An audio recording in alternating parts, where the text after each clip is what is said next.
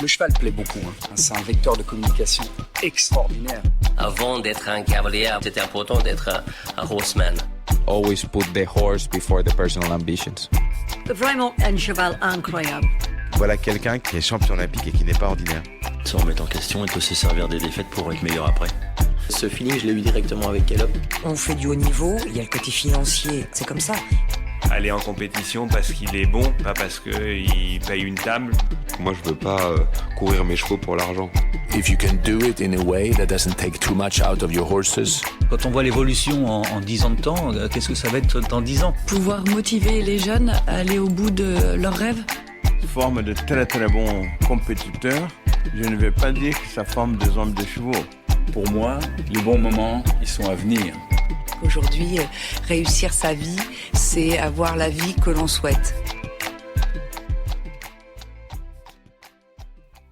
Il y a des rendez-vous qui dépassent le sport. Des échéances qui concentrent des années de travail, de sacrifices, de remise en question, d'espoirs silencieux et de rêves immenses. Les championnats du monde font partie de ceux-là. Du 11 au 23 août prochain, les meilleurs chevaux, cavaliers, voltigeurs et meneurs de la planète se retrouveront à Aix-la-Chapelle, lieu mythique des sports équestres, pour défendre les couleurs de leur nation. Puis le 28 novembre, c'est à Al-Ula, en Arabie Saoudite, que les Bleus de l'Endurance tenteront de décrocher un nouveau titre mondial. Cette année, avec la Fédération française d'équitation, nous avons eu envie de vous emmener là où tout commence vraiment, dans les coulisses de la préparation du très haut niveau. Bienvenue dans Entre Cavaliers, une série portée par les cavaliers et staff de l'équipe de France. Ces 10 épisodes ont été imaginés par Aymen Ekestrian et la Fédération française d'équitation pour entrer au cœur de l'équipe de France d'équitation, comprendre ce qui se joue avant une grande échéance et découvrir ce que le haut niveau exige réellement des femmes, des hommes et des chevaux. Pendant plusieurs semaines, nous allons partir à la rencontre des grandes disciplines qui font vibrer notre sport. Le saut d'obstacle, le concours complet, le dressage, mais aussi ouvrir les portes de disciplines plus confidentielles, moins médiatisées et pourtant absolument fascinantes, le paradressage, la voltige, l'attelage et l'endurance. On parlera de relations avec les chevaux, de bien-être animal, de préparation mentale, de méthodes d'entraînement, de collectif, de confiance, de résilience, de performance. On parlera aussi d'émotions, parce qu'avant les médailles, avant les hymnes, avant les podiums, il y a des histoires humaines, des histoires de passion, d'engagement total et de quête d'excellence. Pour nous, cette série représente énormément, parce qu'elle nous permet de raconter ce sport autrement, plus en profondeur, grâce à la générosité et l'accessibilité de nos plus grands champions, et parce que collaborer avec la Fédération française d'équitation autour d'un projet comme celui-ci, c'est une immense fierté. Alors installez-vous avec nous, prenez le temps d'entrer dans les coulisses du très haut niveau et bienvenue dans cette discussion entre cavaliers. La différence entre un grand champion et les autres ne se joue pas toujours sur la technique. Souvent, elle se joue dans la tête, dans la capacité à gérer la pression, à faire taire le doute, à continuer d'avancer quand l'enjeu devient immense. Et dans les sports équestres, cette pression a quelque chose de particulier. Elle se partage avec un cheval qui ressent lui aussi nos émotions, nos tensions, nos hésitations. Dans cet épisode de Entre Cavaliers, nous avons voulu parler de préparation mentale, mais pas uniquement comme un outil réservé au très haut niveau. Nous avons voulu comprendre comment elle peut aider tous les cavaliers et même plus largement chacun d'entre nous dans son quotidien. Pour cela, nous avons réuni 2 regards passionnants, celui de Vladimir Vinchon, cavalier de l'équipe de France de paradressage, qui revient notamment sur son expérience des Jeux de Paris et sur l'impact concret qu'a eu la préparation mentale dans sa carrière et dans sa gestion des grandes échéances. Et celui de Flore Terraz, spécialiste de la préparation mentale, qui nous partage ses expériences et ses connaissances sur ce sujet passionnant. On parle ici de peur, de confiance, de doute, de pression, de respiration, de connaissance de soi. On parle de gymnastique mentale, un travail de fond, régulier, subtil, qui transforme peu à peu notre manière d'aborder les difficultés. Parce qu'apprendre à gérer son mental, ce n'est pas devenir invincible, c'est apprendre à avancer malgré l'incertitude. Très belle écoute à tous. Bonjour Flore. Bonjour, enchantée. Bonjour Vladimir. Bonjour. Très heureuse de vous retrouver aujourd'hui pendant ce printemps des sports équestres pour enregistrer un de nos épisodes pour les championnats du monde avec la Fédération française d'équitation. Aujourd'hui, vous êtes là tous les deux avec nous pour nous parler de préparation mentale. Ce n'est pas pour rien qu'on vous a invités vous deux. Pour remettre un peu les choses dans leur contexte, j'aimerais bien juste que vous vous présentiez, nous dire un peu qui vous êtes l'un et l'autre. Flore, si vous voulez commencer. Alors, qui je suis, ça c'est toujours une très vaste question. Par rapport au monde du sport, moi je suis une ancienne athlète de haut niveau en natation et j'ai à cœur aujourd'hui d'accompagner les athlètes dans l'optimisation de leur performance, qu'elles soient individuelles ou systémiques. Donc qui je suis une femme passionnée et je suis une femme qui travaille en équipe pour la performance individuelle. Voilà. Qui je suis ? Des fois, je me pose la question, mais non, en fait, moi, je suis un cavalier passionné aussi, depuis déjà un certain nombre de grandes années. Voilà, je suis issu du milieu des courses. Après un accident de la voie publique, j'ai basculé côté handicap. Et je dirais un mal pour un bien, pourquoi pas, puisque voilà, on renaît toujours de ses cendres, on va dire. Mais en tout cas, voilà, aujourd'hui, j'aime ce que je suis, j'aime qui je suis et ce que je fais. Donc voilà, très engagé. J'adore, je dirais, partager ma passion et tout ce que ma passion peut m'apporter surtout. Ça, je pense que c'est très important pour aider tout à chacun, de savoir vers quoi on peut tendre et pourquoi on peut le faire. Vladimir, vous avez ces dernières années participé à de grands rendez-vous pour représenter votre discipline, notamment les Jeux paralympiques de Paris 2024. J'aimerais savoir comment est-ce que vous vous êtes préparé mentalement et peut-être depuis quand est-ce que vous pratiquez la préparation mentale dans votre sport ? Alors la préparation mentale, je dirais que je la pratique depuis début 2024, voire tout fin 2023, où on avait pris contact avec Flore par le biais de la fédération, parce qu'effectivement c'était une corde qui manquait à mon arc pour performer, en tout cas pour être porté sur la haute performance. Et effectivement, j'ai découvert la préparation mentale parce que comme personne que je suis, très cartésienne, voilà, la préparation mentale, c'est pas quelque chose qui était fait pour moi, loin de là. Voilà, en ayant discuté avec Fanny, entre autres, je me suis lancé le challenge d'aller rencontrer Flore. Et ça a très bien matché avec Flore. Elle a su me découvrir un petit peu dans mes façons, je dirais, un petit peu explosives aussi. Donc on a appris à se connaître durant le début de l'année 2024. Il y a eu des bails, il y en a eu 2 ou 3. Et Flore a su, je dirais, relever le défi. ça a continué. Pour moi, j'étais prêt à lâcher un peu le morceau. Et Flore a su, en tout cas, me donner l'envie de continuer. Et aujourd'hui, j'en suis vraiment... j'ai énormément grandi. Sur le plan sportif, c'est une chose, mais surtout sur le plan personnel. Parce qu'aujourd'hui, ce que peut apporter la prépa mentale, c'est pas pour faire du sport. C'est pour notre bien-être au quotidien. Et oui, quand je parle de bien-être, c'est de se sentir bien dans sa peau, c'est de relativiser, c'est quand on a tel ou tel état d'esprit, on peut changer. En tout cas, non, le mot changer n'est pas le bon, on peut s'améliorer. On peut s'améliorer et améliorer la vie des autres aussi, de par notre comportement, de par nos idées, de par ce que l'on peut en tout cas apprendre par ces sessions en tout cas de coaching mental. Vous disiez, moi je croyais que la préparation mentale c'est pas pour moi et c'est quelque chose qu'on entend souvent. Est-ce qu'il y a des profils, des prototypes de personnes pour qui la préparation mentale est recommandée et d'autres pas du tout, ou est-ce que la préparation mentale c'est pour tout le monde ? Sans doute que Vlad pourrait avoir un avis. Je dirais personnellement et professionnellement, je pense que la préparation mentale est pour tous et pas uniquement pour les sportifs. La préparation mentale, c'est pour les chefs d'entreprise, pour les managers, pour les salariés, pour les papas, pour les mamans, pour des staffs, pour des équipes, bien évidemment.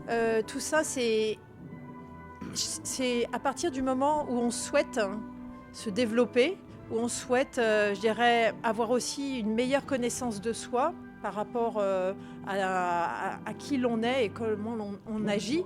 Dès que nous avons un désir d'objectifs, quels qu'ils soient, sportifs, performance, de vie, eh bien, la préparation peut nous aider en tout cas à utiliser les meilleurs moyens personnels dans les meilleures conditions. Et c'est en ça où on atteint nos performances individuelles. Vladimir, qu'est-ce que ça a changé pour vous? Est-ce qu'il y a eu un avant-après travail de prépa mentale? En tant qu'athlète, en tout cas dans votre discipline, est-ce que vous pouvez dire, il y avait le Vlad avant, quand il rentrait en piste, il était comme ça, quand il partait au concours, il était comme ça, et il y a le Vlad d'aujourd'hui? Oui, oui, non, il y a le Vlad d'avant, il y a le Vlad d'aujourd'hui. Purement, en tout cas purement sur le plan de la compétition. Un jour, on m'a dit, tu verras, tu prendras du plaisir sur tes reprises. Moi, le plaisir? Le plaisir, pendant la reprise, se faire du mal, s'être concentré, se faire... Non, c'est juste pas possible. Et en fait, j'ai découvert, à ma grande surprise, pendant les Jeux de Paris, le plaisir de dérouler une reprise. Et depuis, j'ai vraiment ce plaisir de dérouler des reprises et de chercher la performance, la haute performance. Flore m'a appris en fait certainement à me concentrer. Je veux dire, c'est une image très globale. Mais en tout cas, elle m'a appris à me poser, à me concentrer, à faire ce que je savais faire. Et le tout, je dirais, dans une sérénité. Parce qu'aujourd'hui, la compétition, c'est aussi du stress, c'est plein de choses. C'est tout ce qu'on peut voir de l'extérieur, en tout cas tout ce que l'on peut voir à l'extérieur et que l'on ne voit plus quand on se concentre et quand on est apaisé dans cette concentration, dans ce stress, qui n'est plus un stress négatif mais positif. Dans le quotidien, ça nous sert. Ça nous sert dans notre quotidien. Alors oui, le sport, mais oui aussi la vie de tous les jours, la vie professionnelle. Parce que voilà, j'ai des gens qui, en tout cas dans mon entourage professionnel, qui m'ont dit « Waouh, t'es plus le même en fait ». C'est quelque chose qui m'a fait grandir, comme je disais tout à l'heure, qui m'a permis d'évoluer personnellement. Alors sportivement aussi, parce que les personnes qui me connaissent dans mon environnement sportif, dans le staff, ont vu un véritable changement. Donc voilà, je suis pas tout seul à avoir vu que j'avais changé. Flore, avant la préparation mentale, c'était un peu un tabou. Il y a quelques années, dire qu'on allait voir un coach mental, c'était presque avouer une énorme faiblesse. Aujourd'hui, est-ce que vous avez la sensation que ça a un peu évolué? Et est-ce que vous avez la sensation que nos cavaliers sont un peu mieux formés, entraînés à la prépa mentale? Alors, je vais y aller par étapes sur votre double question. Oui, le regard et le rapport à la préparation mentale a changé. Et pour spécifier, la préparation mentale est un outil, en fin de compte, pour pouvoir aborder cette performance et, je dirais, dans le sport et humaine. Ça a changé parce qu'il y a aussi des grandes figures du sport qui ont dit « Ah oui ». Je voulais aussi vous dire que je voulais remercier Madame Untel ou Monsieur Untel qui m'a accompagnée. Et forcément, ça fait écho, je dirais, dans le public et chez les spectateurs. Il y a aussi certains tabous. Il y a aussi des sports qui, traditionnellement, culturellement, ont des philosophies. Et parfois, ce n'est pas toujours le plus simple de s'exposer. Et il y a encore, je dirais, non pas des regards, mais plutôt des attitudes et des comportements où on préfère rester dans ce cercle du one-to-one. Et oui, tout ça change, bien évidemment, et pour le bien aussi du sport, parce qu'on s'aperçoit que nombreux athlètes sont bien préparés physiquement, sont bien préparés physiologiquement. La data apporte un grand regard et une grande amélioration sur la performance du mouvement. Et effectivement, parfois, cette gestion mentale, qui est la gestion de l'enjeu, la gestion des aléas, la gestion de tout le contexte environnemental, et c'est là où ça fait la différence. Et c'est vrai qu'aujourd'hui, les athlètes et les performances qui arrivent à être dans les records qui sont battus, elles se font sur ces millimètres-là, parce qu'effectivement, on parle de millimètres. Et je dirais, je n'ai pas la prétention de connaître tous les cavaliers et quel est leur rapport à la préparation mentale. Néanmoins, je sais que la Fédération française développe un réseau qui permet en tout cas d'avoir l'accès, et non pas, je dirais, que pour les sportifs de haut niveau de la fédération, mais pour tous les sportifs et pour tous les amateurs et pour tous les publics qui pratiquent l'équitation. Bien évidemment que les entraîneurs, les éducateurs ont un rôle aussi, en tout cas dans l'approche et dans l'éveil et dans les fondamentaux. Et puis derrière, il y a des experts et des professionnels qui peuvent bien évidemment aiguiser et apporter, en fin de compte, toute cette finesse qui est vraiment clairement individuelle, parce qu'on peut avoir des grandes recettes. Je pense que tous nos amis de l'IA pourront donner les grandes recettes fondamentales. La seule chose, c'est que l'humain a un comportement, a un état d'esprit, et qu'aujourd'hui, la relation qui est créée fait que le cavalier peut apporter ses bons moyens et ses bonnes conditions au service d'un futur résultat. Et à partir de ce moment-là, je pense que les cavaliers ont tout à aiguiser leur curiosité pour se dire, qui je suis, comment je veux y aller. Et c'est vraiment ce comment je veux y aller et avec qui. On dit souvent que le mental, c'est quelque chose qui se travaille, qui se gymnastique de la même façon que le corps. Et comme on travaille la gymnastique de son cheval sur le plat, à la maison, sur des cavaletti pour ceux qui sautent, on peut aussi travailler le mental d'un athlète. Comment est-ce qu'on fait concrètement pour travailler la concentration, la force de résilience, la gestion du stress, la gestion des émotions?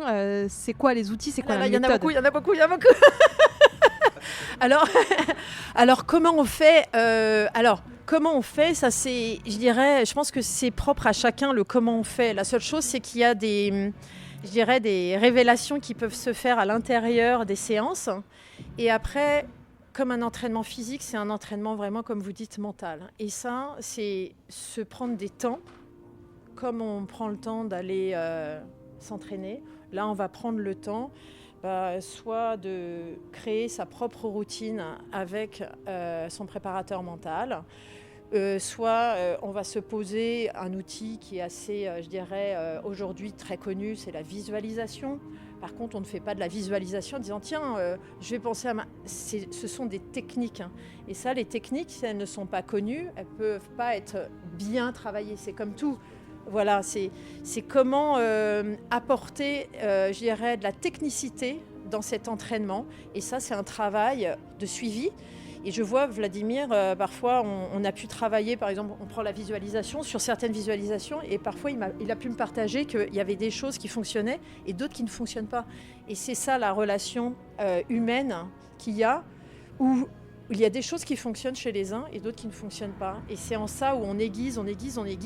Et quand on a des rendez-vous, comme les mondiaux, il y a des plannings qui sont affichés. Et on travaille étape par étape. Et puis on affine pour être prêt au bon moment. Vladimir, vous avez des petits tips à nous partager, des petites choses que vous avez fait, peut-être même juste avant de dérouler votre reprise à Paris, avant les très grandes échéances. Alors maintenant, il y a quelque chose qui s'est formalisé sur mon entrée en piste, où on sait que Pégase Mayenne a besoin un petit peu d'être égayé, d'être en tout cas mise en valeur. Et à Paris, j'ai eu la chance d'avoir 350-400 personnes qui l'ont fait. Et aujourd'hui, ça se résume au staff qui peut le faire. À mon entrée en piste, Flore crie tout le temps. Alors, Pégase est toujours où? Alors, le terme crier, c'est encourager à voix haute et porter aux oreilles et de Vladimir et de Pégase Mayenne, effectivement. Exactement. Et voilà, c'est des petites choses qui... on est dedans, c'est bon, on est dans le game et à nous de jouer. À nous de jouer, maintenant on est tout seul, on est tous les deux. On va montrer, en tout cas, on va dérouler ce que l'on sait faire de mieux et ce pourquoi on est prêt toujours. Et vous voyez, ça c'est vraiment un tips, mais c'est le tips qui fonctionne pour Vladimir. Voilà, on peut pas le faire à n'importe quel cheval, on peut pas le faire à n'importe quel cavalier. Et ça, voilà. Et je pense que nous l'avons, et tu l'as révélé lors d'une séance qui a été mise en place un peu avant Paris. Un peu avant Paris. Et c'est quelque chose qui me concentre. J'ai vraiment bien vécu parce que ça s'est bien déroulé d'ailleurs. Non mais au-delà de ça, c'est en rentrant en piste à Paris, j'ai mes filles qui ont crié allez papa au moment où la cloche sonne et je vais pour mettre le premier antérieur sur le rectangle et j'ai mes filles qui crient allez papa. Ok d'accord, on pleure pas, on fait rien, on y va. Mais c'est vrai que pour étayer cet exemple, nous avions mis en place. Bien sûr. Et ça, on avait vu avec ces filles, tout avait été calé en fin de compte. C'est ça aussi la préparation. C'est-à-dire que c'est pas aujourd'hui vous regardez les images, on dit mais pourquoi elle a fait ça c'est pas normal. Mais voilà, c'est quelque chose qui m'a propulsé, qui tant dans ma concentration que dans plein de choses. Et avant, effectivement, tu m'aurais fait ça, je les aurais tués du regard, quoi. Non, là, c'est quelque chose qui m'a galvanisé. En fait, c'est plein de petites choses comme ça. Et des tips, j'en ai plein d'autres. Mais en l'occurrence, celui-ci est un qui perdure, qui me fait aussi plaisir parce que ça, voilà, peut-être que mon cheval, ça le grandit ou quoi, ou il amène une attention. Et moi, ça me fait plaisir parce que je sais que je suis parti. Et voilà, on rentre, voilà, c'est parti. Est-ce que la première étape du coaching mental, du travail de préparation mentale, c'est déjà d'apprendre à se connaître soi-même, mais genre vraiment se connaître? Moi, j'ai pas de vérité. Je sais que j'ai une pratique qui peut ressembler à certains avec, je dirais, la personne qui est avec moi et avec qui on se choisit. On se choisit à chaque séance. Donc, je crois que oui, personnellement, je pense que le fait de bien se connaître et de mieux se connaître favorise grandement les étapes de la préparation mentale et donc de mettre tous les moyens en place. Et effectivement, moi je travaille avec beaucoup d'outils et il y en a un que j'utilise qui travaille sur les comportements et l'état d'esprit. Et à partir du moment où on sait comment est-ce que l'on fonctionne dans ces extrêmes plus, ces extrêmes moins, et comment il est important de pouvoir, je dirais, identifier ces zones d'énergie naturelle et où est-ce qu'il va falloir un petit peu upgrader certaines zones pour pouvoir être efficace au bon moment, et ben l'athlète, et ben il y a comme je vais redire ce mot, c'est une révélation vraiment. Et là, c'est peut-être le côté de l'avant et de l'après. Si moi je peux le faire comme ça, vous avez pu identifier avant les jeux, après les jeux, mais moi j'ai cette, j'irais en tout cas croyance qui permet de créer ce socle, en fin de compte, de confiance en disant mais oui, j'ai construit ma performance comme ça, et si je crante et que je vais avoir tel ou tel comportement ou tel état d'esprit, je vais pouvoir upgrader toutes mes conditions et tous mes moyens. Et c'est ça qui est fabuleux. Et quand on assiste, parce que j'ai eu la chance que la Team France m'accueille et que la fédération m'accueille et que j'ai pu vivre pour la première fois de ma vie ce qu'on appelle le Kiss and Cry. C'est une émotion quand on peut vivre tous ces tips, tout le travail. C'est-à-dire que il y a les techniciens de l'équitation et moi j'ai vu tout le travail qui a été mis en œuvre, et ce sont des émotions qui sont extraordinaires à vivre, et je le souhaite vraiment à tous les entraîneurs, à tous les préparateurs mentaux et à tous les cavaliers à le faire vivre avec qui ils travaillent. On a enregistré dans notre podcast plus de 140 épisodes et bien davantage avec tous les épisodes hors série et les multiples invités qu'on a pu avoir sur certains épisodes.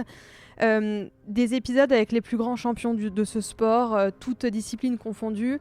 Et On pourrait penser qu'être un champion, c'est ne jamais douter, c'est avoir un mental mais d'acier, ne jamais avoir ce moment d'hésitation sur notre capacité à performer, et pourtant c'est pas du tout le cas. Parmi toutes les personnes qu'on a rencontrées, dont certains ont été numéro 1 mondial, médaillés, etc., il y en a quand même un certain nombre dont on peut déjà toucher du doigt le doute permanent. Je pense à des cavaliers de l'équipe de France, et notamment à Kevin par exemple, qui le dit lui-même, qui est une personne qui doute énormément de lui-même et qui travaille pourtant beaucoup son mental. Est-ce que le doute, du coup, est quelque chose qui peut être positif, qui peut être favorisant? Est-ce que le doute est bon? Est-ce que tu doutes, toi, Vladimir? Oui, il y a des fois, effectivement, quand on demande, quand on exécute un geste technique qui ne répond pas à notre attente et qu'on se dit « Waouh, qu'est-ce que j'ai fait, qu'est-ce que j'ai pas fait ?» ou est-ce que... Et là, on se dit « Waouh, j'ai mal fait, le cheval le fait habituellement, on le fait parfaitement bien. Et là, qu'est-ce que j'ai fait? Ça a foiré, quoi, en fait. » Et on se dit « Mais waouh. » Et des fois, ça peut être très perturbant. Je peux même le mettre en parallèle avec cet ancien métier que je faisais de jockey d'obstacles, où il y a certains hippodromes où il y a un obstacle qu'on ne passe plus. On passe plus. C'est fini, on tombe à chaque fois. Et en fait, c'est qu'est-ce qu'on se dit avant d'arriver sur l'obstacle? Ouais, faut que je me prépare comme ça, faut que je le mette comme ci, faut que je le mette comme ça.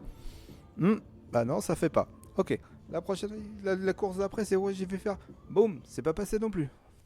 Et là, effectivement, on se dit, ok, bah là, c'est la merde. Moi, c'est fini, quoi. En fait, ça passe plus. Et sur un geste technique, sur le plat, en dressage, c'est exactement la même chose. Il y a des remises en question, certes, mais il y a des doutes permanents.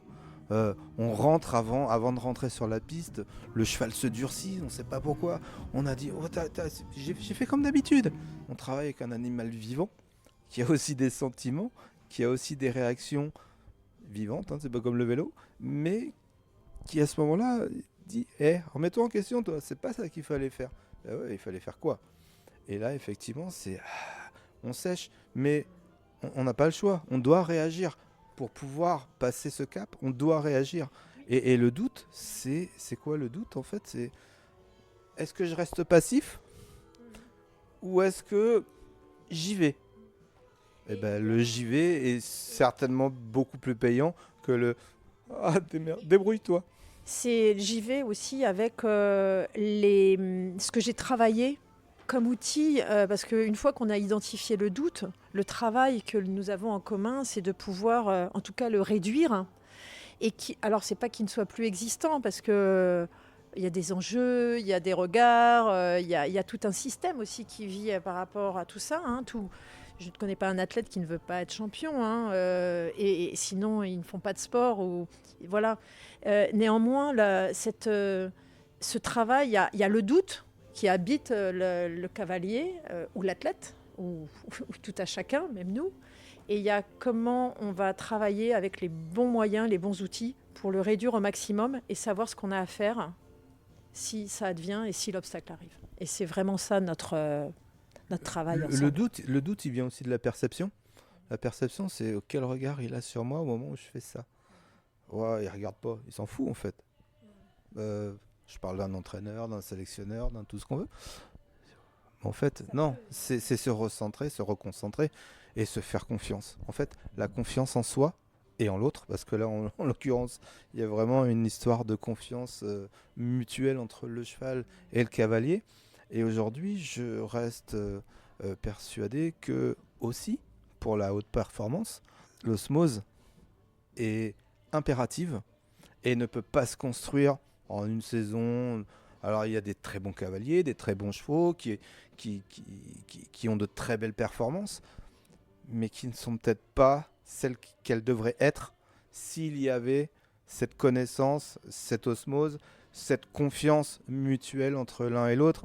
Parce qu'effectivement, quand on entend des gens dire « Ouais, moi j'ai un nouveau cheval, j'ai un machin, c'est pour aller au jeu cette année. » Ok, t'es très bon, t'as un très bon cheval, mais il ne gommera peut-être pas tes imperfections en tant que cavalier, et toi, vice-versa.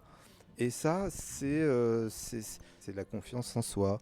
la confiance en soi. Et puis, malgré quoi qu'on en dise, aujourd'hui, on fait un sport individuel. Et les seuls qui sont capables de performer, c'est le cavalier et son cheval. Le juge de paix, il est là. Il est pour nous, il est dans le rectangle. Quand on sort, il y a une note qui tombe. Elle est bonne, elle est moins bonne, elle est discutée. Elle peut être plein de choses, mais le résultat, il est là.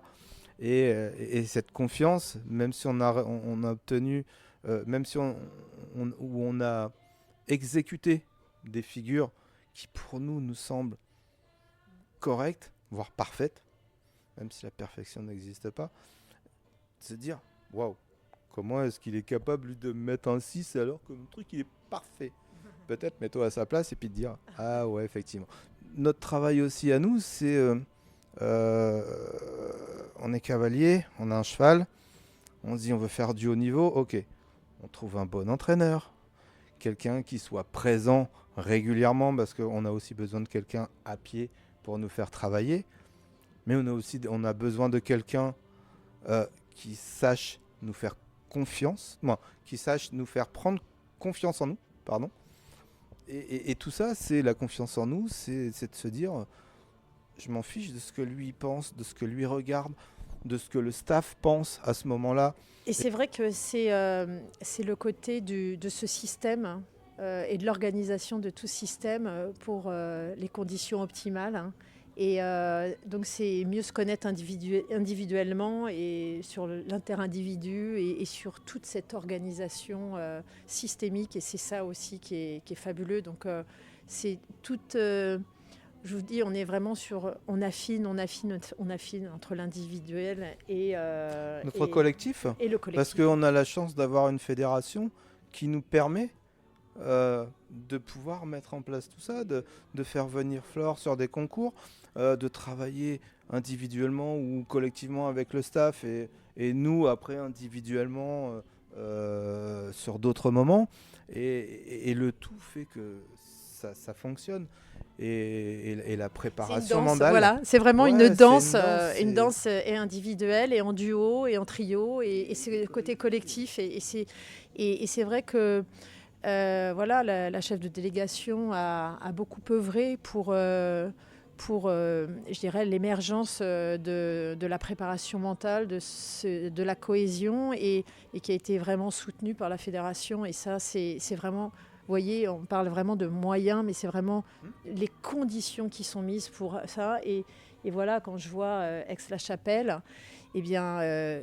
tout est mis en place et Fontainebleau va être un merveilleux site, ça c'est sûr, mais c'est surtout va être une merveilleuse étape pour pouvoir, je dirais, regarder ce qui a été acquis, ce qui est intégré et prendre tout le côté de ce qu'il reste à faire encore. Alors justement, en parlant d'étapes, comment est-ce qu'on prépare les championnats du monde en termes de préparation mentale? Est-ce qu'il y a des grands milestones à aller cocher avant ces championnats du monde d'Aix-la-Chapelle? On va peut-être pas avoir les mêmes réponses. Si je dois faire quelque chose de très événement, le fait, je dirais, d'être sélectionné déjà à un événement tel que les championnats du monde, là on parle des championnats du monde, tels les Jeux, des championnats d'Europe, c'est quelque chose qui tout de suite met un enjeu très important chez l'athlète. Et donc forcément, quand il y a en jeu, c'est le défi et c'est forcément je veux être champion. Sinon, là, il y a quelque chose qui ne se fait pas. Et donc pour travailler, en tout cas, il y a un grand suivi qui est fait et il y a des grandes étapes qui sont la gestion de l'événement en tant que tel, c'est-à-dire la gestion médiatique, la gestion de la concurrence, la gestion de la pression, la gestion de cet enjeu. Et c'est surtout dans tous ces curseurs, c'est comment est-ce que l'émotion réagit en fonction, de l'enjeu. Va y avoir peut-être un cavalier qui va être plus, je dirais, soucieux de l'enjeu, parce qu'il faut absolument qu'il soit champion du monde, sinon ça ne va pas aller. Et il y en a d'autres qui vont dire, non, je suis sélectionné, je suis déjà super content, donc je vais faire de mon mieux. Vous voyez, il y a quelque chose qui est de ce curseur émotionnel. Et selon moi, il y a une grande thématique qui est la gestion des aléas. parce qu'on peut travailler techniquement, on peut travailler sur des tips, on peut travailler sur tout. La seule chose, c'est on continue, en tout cas avec Vlad, qu'on se suit depuis décembre 2023, c'est de se dire qu'est-ce qui reste à faire dans les différents scénarios, qui pourraient, ou scénarii, les différents scénarii, qui pourraient arriver, qui n'ont pas encore été travaillés. Parce que c'est ça, les athlètes qui performent. On performe lorsqu'on a réussi à gérer des aléas qui n'étaient pas, prévus, mais qui avaient été travaillés auparavant. Et c'est ça la puissance de toute cette gestion mentale. Parce que effectivement, comme tout est très systémique, on peut se recentrer sur soi, d'avoir, comme disent de nombreux athlètes, notre bulle. La seule chose, c'est que quand il y a quelque chose d'externe qui vient pénétrer cette bulle, si elle a été préparée, elle va juste traverser. Et c'est ça qui est extraordinaire dans ce métier. Et quand on suit les athlètes, on travaille les différents scénarios. Et pour les nouveaux, on commence par des grands scénarios et puis après, on y va. Voilà. Après, on ne se nourrit pas tous par les mêmes choses. Moi, je sais que je vais me nourrir par la complexité. Je vais me nourrir par la complexité et pour moi, l'idée aujourd'hui se fait vraiment pas. En fait, moi, je vois à court terme, mais pas ni à moyen ni à long terme. Je sais pas. C'est pas quelque chose chez moi qui... D'où l'intérêt d'être guidé et que la personne, en tout cas Vladimir, puisse arriver avec quelque chose. Et c'est là où on a tout un travail qui est vraiment spécifique et aiguisé. C'est-à-dire qu'aujourd'hui, voilà, je vais vivre à 200% mon Fontainebleau, mon CPEDI de Fontainebleau. Et l'avenir, moi, ce que sera après Fontainebleau, c'est demain. Et demain, j'y suis pas. Donc, moi, demain, ça veut rien dire encore. Voilà. Et derrière, la complexité, c'est de se dire qu'est-ce qui va se passer après. En fait, ça, c'est toujours le grand point d'interrogation pour moi, c'est qu'est-ce qui va se passer demain. Eh ben, demain est un autre jour. Et puis, comme lors d'une reprise, c'est de se dire waouh, j'ai un peu foiré cette figure. Non, ce qui se passe derrière, en fait, c'est trop tard. Et c'est de travailler déjà pour la suite. Donc pour moi, le demain, c'est de dire ok, fin de ma journée, elle est bien, on continue, demain sera un autre jour et une meilleure journée, puisqu'elle ne peut être que meilleure. Et c'est vrai qu'en sachant que, connaissant la relation que Vlad peut avoir, l'objectif, il est bien posé en début de saison. Et c'est pour ça que il y a, entre guillemets, si on peut imager avec des rails, disant, voilà, l'objectif, souviens-toi, il est là, il est posé là, les moyens qui ont été déclinés sont là. Et c'est en ça où on travaille vraiment sur tout cet alignement de tout ce système qui fonctionne. Parce que voilà, il y a la performance et du couple, mais il y a aussi tout ce qui est fait tout autour. Et c'est ça qui est, je dirais, le plus complexe. Ouais, le plus complexe. Et puis, je suis quelqu'un d'engagement. Je suis pas quelqu'un à attendre. Et alors, même si je sais pas de quoi va être fait demain, mais en fait, je construis déjà demain. Aujourd'hui, je construis déjà demain. Même si c'est paradoxal ce que je dis, je sais pas attendre. Mais par contre, je ne sais pas ce dont va être fait demain. Oui, alors j'espère que je ne vais pas briser cette confidentialité, mais je ne crois pas. Et si c'est le cas, voilà, on travaille, comme vous voyez que Vlad a quelque chose sur le côté du temps et de l'action. L'une des thématiques que l'on peut travailler aussi, c'est la patience pour pouvoir mettre ce qu'il faut au bon moment. Et ça, c'est, vous voyez, dans le mieux se connaître, c'est se dire, ok, moi je suis un homme d'action qui veut faire immédiatement. Ok, mais dans quel moment est-ce qu'on doit agir tout de suite, immédiatement ? Est-ce que ce sont dans des choix instantanés ou est-ce que pour construire, on doit choisir instantanément? Et c'est en ça où... La construction est faite déjà de moi. Les édifices se montent les uns après les autres déjà depuis décembre 2023, d'où le fait que je disais que j'ai grandi déjà énormément depuis que j'avais rencontré Flore et puis sa prépa mentale. Non mais voilà, c'est toute cette construction et puis cette construction, voilà, c'est du quotidien. Donc ne pas aller au feu et ne pas être ne pas réagir impulsivement et peut-être à un moment donné se dire même si je suis toujours impulsif, voilà, quand j'ai ce genre d'émotion, je prends mon téléphone, je mets un petit mot à Flore, je fais waouh, là ça part en vrille. Merci beaucoup, merci à tous les deux de nous avoir partagé tout ça avec beaucoup de transparence et puis on espère que ce chemin va vous amener très loin jusqu'à Aix-la-Chapelle et puis très haut sur place. Oui, en tout cas, je le souhaite grandement à ce merveilleux couple qui est formé avec Pégase Mayenne et Vladimir et bien évidemment tout le système tout autour, premier et second. Moi, je vous dis à demain et peut-être que demain sera une belle journée.